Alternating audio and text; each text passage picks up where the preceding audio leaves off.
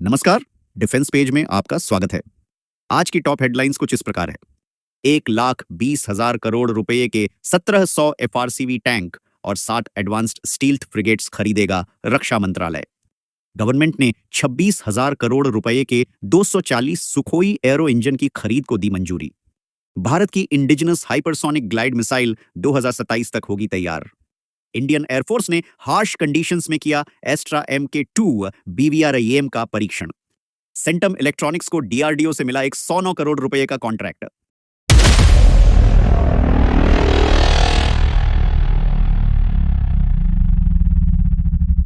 Headline number 1। Bharat अपनी defence capabilities को मजबूत करने के लिए दो बड़ी परियोजनाओं को मंजूरी देने की तैयारी में है। ये प्रोजेक्ट्स हैं 7 एडवांस्ड स्टेल्थ फ्रिगेट का निर्माण और 1,700 फ्यूचर रेडी कॉम्बैट व्हीकल्स की खरीद। डिफेंस मिनिस्टर राजनाथ सिंह की अध्यक्षता में एक हाई लेवल मीटिंग होने वाली है, जिसमें इन इंपॉर्टेंट परचेसेस पर चर्चा की जाएगी। इस बैठक में चीफ ऑफ डिफेंस स्टाफ, तीनों सेनाओं के प्रमुख और अन्य वरिष्ठ अधिकारी शामिल होंगे। इंडियन नेवी प्रोजेक्ट 17 ब्रावो के तहत 7 नए वॉरशिप्स का अधिग्रहण करना चाहती है। ये फ्रिगेट अब तक के सबसे एडवांस्ड स्टेल्थ फ्रिगेट होंगे, जो वर्तमान में अंडर कंस्ट्रक्शन नीलगिरी रेंज के फ्रिगेट से भी बेहतर होंगे। इस प्रोजेक्ट की अनुमानित लागत 70,000 करोड़ रुपए है। मेक इन इंडिया के तहत यह टेंडर भारतीय शिपयार्ड को दिया जाएगा। इसमें Mazagon dock ship builders, garden reach ship builders, Goa shipyard और लार्सन एंड टुब्रो जैसी कंपनियां शामिल हो सकती हैं। प्रोजेक्ट में तेजी लाने के लिए टेंडर को 2 शिपयार्ड के बीच बांटा जा सकता है। दूसरा बड़ा प्रोजेक्ट है फ्यूचर रेडी कॉम्बैट व्हीकल्स की खरीद। इंडियन आर्मी अपने पुराने रूसी T-72 टैंकों को 1,700 इंडिजिनस एफआरसीवी से बदलना चाहती है। इन टैंकों में 60% से अधिक इंडिजिनस कंटेंट होगा। इस प्रोजेक्ट की कुल लागत 50,000 करोड़ रुपए से अधिक होने का अनुमान है। इसके अलावा आर्मी लगभग 100 BMP-2 इन्फेंट्री फाइटिंग व्हीकल्स के अधिग्रहण का प्रस्ताव भी रख सकती है। ये एम्बिशियस परचेस प्लान्स भारत की डिफेंस कैपेबिलिटीज को मजबूत करने की प्रतिबद्धता को दर्शाती हैं। मेक इन इंडिया पहल के माध्यम से ये प्रोजेक्ट्स न केवल देश की सिक्योरिटी बढ़ाएंगी, बल्कि डोमेस्टिक इकोनॉमी को भी बढ़ावा देंगी। इस तरह भारत डिफेंस सेक्टर में आत्मनिर्भरता की ओर एक इंपॉर्टेंट स्टेप बढ़ा रहा है। Headline number 2। भारत की डिफेंस कैपेबिलिटी में एक बड़ा कदम उठाया गया है।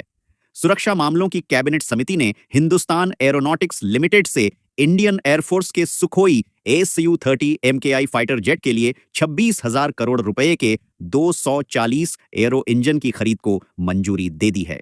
यह परचेस इंडियन एयरफोर्स के लिए बहुत महत्वपूर्ण है। इन इंजनों की आपूर्ति से एयरफोर्स अपने ऑपरेशंस अनइंटरप्टेड जारी रख सकेगी और देश की डिफेंस प्रिपेयर्डनेस को मजबूत कर सकेगी। इन इंजनों में 54% से अधिक इंडिजिनस कंटेंट होगा। इन इंजनों का निर्माण ओडिशा में HAL के कोरापुट डिवीजन में किया जाएगा। यह रूस से टेक्नोलॉजी ट्रांसफर के साथ रॉ मटेरियल के स्टेज से शुरू होगा।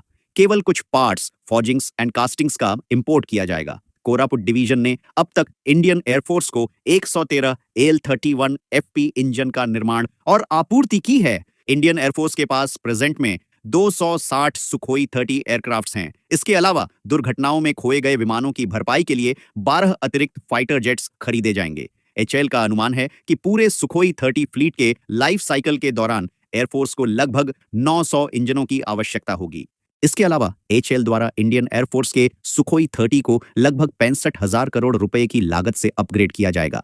इसमें फाइटर जेट्स को स्वदेशी उत्तम active electronically scanned array radar, electronic warfare suit, weapon control system, avionics और नए हथियारों से लैस करना शामिल होगा। HAL अन्य इंपॉर्टेंट प्रोजेक्ट्स पर भी काम कर रहा है। कंपनी तेजस लाइट कॉम्बैट एयरक्राफ्ट प्रोग्राम को आगे बढ़ा रही है। साथ ही अमेरिकी फर्म GE एयरोस्पेस के साथ भारत में GF414 इंजन के जॉइंट प्रोडक्शन के लिए बातचीत चल रही है। यह डील भविष्य के तेजस मार्क 2 प्रोग्राम के लिए 99 F414 इंजन बनाने का है। इसके अतिरिक्त HAL ने भविष्य के 13 ton indigenous multi role helicopter और इसके डेक बेस्ड वर्जन के लिए अरावली नामक एक नए इंजन के joint design, development and production के लिए सफल हेलीकॉप्टर इंजन के साथ एक कॉन्ट्रैक्ट पर हस्ताक्षर किए हैं। Headline number 3। Bharat hypersonic missile technology में तेजी से आगे बढ़ रहा है। DRDO अध्यक्ष डॉक्टर समीर V कामत ने हाल ही में इस महत्वपूर्ण प्रगति का खुलासा किया है। हाइपरसोनिक मिसाइलें अपनी एक्स्ट्रॉर्डिनरी स्पीड और मोबिलिटी के लिए जानी जाती हैं। इन मिसाइलों को रोकना बेहद मुश्किल होता है, जो देश को एक महत्वपूर्ण स्ट्रैटेजिक लाभ प्रदान करता है। डीआरडीओ की हाइपरसोनिक ग्लाइड मिसाइल के डेवलपमेंट में सिग्निफिकेंट प्रोग्रेस हुई है। कामत के अनुसार यह मिसाइल अगले 3 से 4 वर्षों में पूरी तरह से विकसित होकर आर्म्ड फोर्सेस में शामिल हो जाएगी। हालांकि हाइपरसोनिक क्रूज मिसाइल या एचसीएम के विकास में कुछ चुनौतियां हैं। इसका मुख्य कारण है इसकी स्क्रैमजेट इंजन पर निर्भरता, जो एक कॉम्प्लेक्स प्रोपल्शन सिस्टम है और अभी भी डेवलपमेंट फेज में है। डीआरडीओ का अनुमान है कि एचसीएम का पूरा डेवलपमेंट और आर्मी में शामिल होना संभवतः 2030 या 31 तक पूरा हो जाएगा।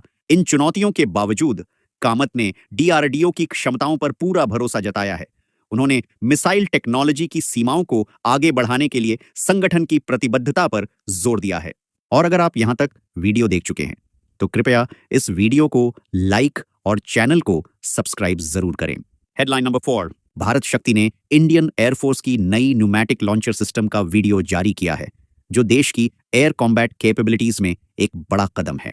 यह innovative systems manned and unmanned high performance प्लेटफॉर्मों से modern medium and long range air to air में मार करने वाली मिसाइलों को तैनात करने के लिए डिजाइन की गई है।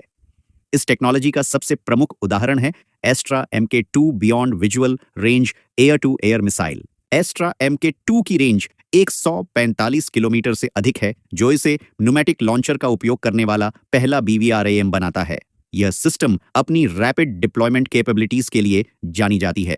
Pneumatic launcher high gas pressure और स्ट्रॉन्ग मैकेनिकल कंपोनेंट्स का उपयोग करता है, जो इसे कन्वेंशनल रेल लॉन्चर्स पर कई लाभ प्रदान करता है। यह विशेष रूप से चैलेंजिंग ऑपरेटिंग एनवायरनमेंट में महत्वपूर्ण है।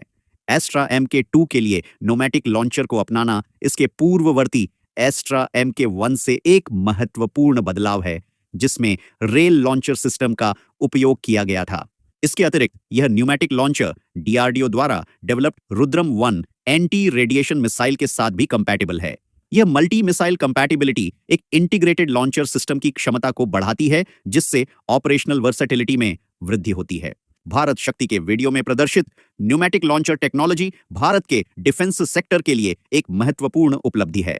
यह ग्लोबल लेवल पर कंपीट करने में capable state of the art missile systems को डेवलप करने में देश की क्षमता का प्रमाण है। Headline number 5, centum electronics limited को डीआरडीओ से एक बड़ा कॉन्ट्रैक्ट मिला है। यह कॉन्ट्रैक्ट 109 करोड़ 58 लाख रुपए का है। इस कॉन्ट्रैक्ट में इंपॉर्टेंट इंटर सैटेलाइट लिंक्स और अन्य पेलोड सबसिस्टम की आपूर्ति शामिल है। ये कंपोनेंट सीमलेस सैटेलाइट कम्युनिकेशंस और डेटा ट्रांसमिशन के लिए अत्यंत महत्वपूर्ण हैं। सेंटम इलेक्ट्रॉनिक्स को यह प्रोजेक्ट 16 महीने के भीतर पूरा करना है। सेंटम इलेक्ट्रॉनिक्स ने aerospace, defence and industrial electronics के क्षेत्रों में अपनी एक ट्रस्टेड पार्टनर की पहचान बनाई है। कंपनी हाई क्वालिटी वाले इलेक्ट्रॉनिक मॉड्यूल, सबसिस्टम और सिस्टम बनाने पर ध्यान केंद्रित करती है, जो इन इंडस्ट्रीज के कठोर मानकों को पूरा करते हैं। डीआरडीओ से मिला यह नया कॉन्ट्रैक्ट इंडियन डिफेंस सेक्टर में सेंटम इलेक्ट्रॉनिक्स की स्थिति को और मजबूत करता है। उनकी विशेषज्ञता और सक्सेसफुल प्रोजेक्ट एग्जीक्यूशन का ट्रैक रिकॉर्ड उन्हें डिफेंस एप्लीकेशंस के लिए एक प्रिफर्ड चॉइस बनाता है। इस कॉन्ट्रैक्ट की घोषणा के बाद सेंटम इलेक्ट्रॉनिक्स के शेयरों में 3.1% की वृद्धि देखी गई, जो 1,757 रुपये 15 पैसे तक पहुंच गए। हालांकि कंपनी ने हाल ही में फाइनेंशियल ईयर 25 की पहली तिमाही में अपने कंसोलिडेटेड नेट प्रॉफिट में गिरावट दर्ज की है, लेकिन उसकी नेट सेल्स में मामूली वृद्धि हुई है। तो हमारे आज के इस एपिसोड के लिए इतना ही। उम्मीद है आपको एपिसोड पसंद आया होगा। पसंद आया हो तो वीडियो को लाइक और चैनल को सब्सक्राइब जरूर करें। जय हिंद।